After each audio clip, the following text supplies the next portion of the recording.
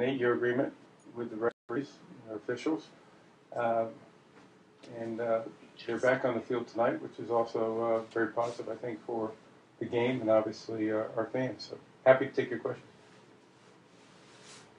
Commissioner, there was a lot of talk about Monday night about how much that influenced the negotiations moving forward. Can you talk about that? We were in intensive negotiations for the last 10 days. There were planned meetings. We met all through the weekend, planned meetings for Tuesday morning. I think it was just another factor that kept pushing us, that this was the right thing for the game. This is the right thing to do. Get the officials back on the field, get the agreement concluded.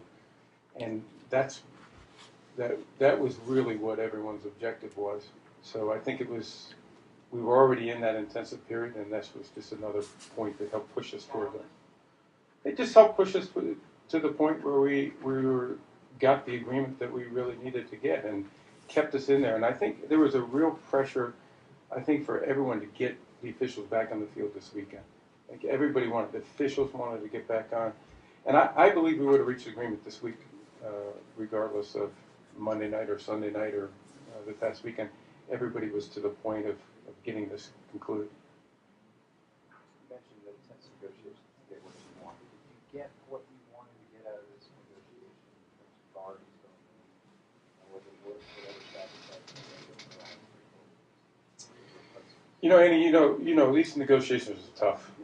Labor negotiations and labor management disputes are difficult periods. And what's most difficult about it is you have the two parties, but you have a lot of parties outside the room that get impacted by it, starting with our fans. And we're sorry to have to bring our fans through that. We're sorry to bring the general public through that. That's unfortunate part of labor management disputes. But they're also necessary to get those disputes resolved in a way that makes sense. You don't go into one of these trying to create a win-lose. You create a win-win. You're looking for a long-term agreement that people can look back and say we're proud of and will help make officiating better, make the NFL better, and be respectful and responsive to both parties. And the officials wanted to get certain aspects of their agreement resolved here, and a lot of theirs was economic, a lot of them were work conditions, and rightfully so. On the NFL side, for my purposes, I really wanted to make sure we were going to have in place things that could help officiating for the long term. Full-time officials, having a pool of officials that we could use to develop officials, to train them and to get them on the field so that we can make officiating better going forward and make sure that the long-term interest of the game is taken care of. So it's always short-term pain, but you got to get to that long-term place.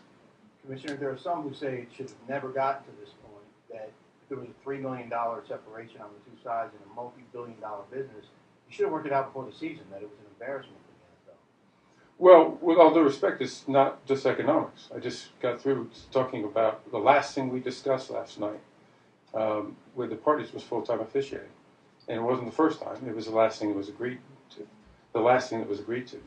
Because we had to work to try to get to the point of making sure the economics were in place, making sure that full-time officials was fully agreed to, how we were going to do that, and the pooling of new officials where we could train them and develop them. So that was building consensus, not just on economic issues, but on the long-term future of the game. I don't think the officials wanted to come off the field, but there were clear economic differences and clear differences about how to move forward with the officiating program. And I got more intensively involved just prior to the season to try to see if there are ways to resolve some of those differences. And we were really in intensive negotiations the last 10 days, but it doesn't always happen at the speed we all would like it to happen. As a fan of football, just watching on Monday night the end of that game, what was your reaction to it? You never want to see a game end like that. And you never want to see a game end on a controversial play. In 32 years as a league employee, that's something you always would like to see avoided. But it happens in sports. Sports are imperfect, officiating is imperfect, life's imperfect. And that's why I think we all love sports. But you always want to try to avoid those controversial plays, particularly at the end of a game. On the issues on your side, was the pension issue really going back to your full-time employees without pensions and addressing that? And on their side, why, or if there was a problem with full-time and a problem with the backup crews, what was their issue with that? Well, a couple things. Anytime you're transitioning from one benefit pension program to another, it's difficult. It's difficult for the people that are being impacted by that, in this case, the officials. And you have to understand that. And I think that's why we came up with a compromise that makes sense. We would do it over a 5-year period and replace it with a defined contribution program, which is what the owners were proposing from the beginning. And defined benefit programs, they're out of date. They don't exist in the industry going forward. And I think it was important to end that and to move into the defined contribution program. And that was done successfully. On the other issues, I think the officials just wanted to make sure it was done right. And we wanted to make sure it was done right. And we'll work together to make sure it's right. I think that's the best part about an 8-year agreement is that we can work together to make officiating better. Do you have any concerns about the referees coming back this weekend being a little out of shape, or? No, they were very anxious to get back on the field. We talked about that extensively. They also, I know how much pride they have in what they do and how much they do to prepare themselves. I'm certain that they're in shape. They made that point that they were all in shape and ready to go and anxious. And when we reached a basic agreement around 8 o'clock last night, the focus turned to how fast can we get the officials back on the field. It certainly was a priority for me to have all of the games officiated with the regular officials starting tonight. And they worked hard to do that. And I salute Gene Steratore and his crew for stepping up and saying, let's get ready. Okay? A lot of upset Packers fans out there. What would you say to them? And is there any concern that the focus on Monday night's game will continue throughout the playoff race and wind up affecting the playoff race? Well, anytime you have these controversies, they stay with us. We have them in the history of the NFL, the tuck rule. I mean, there are a lot of calls that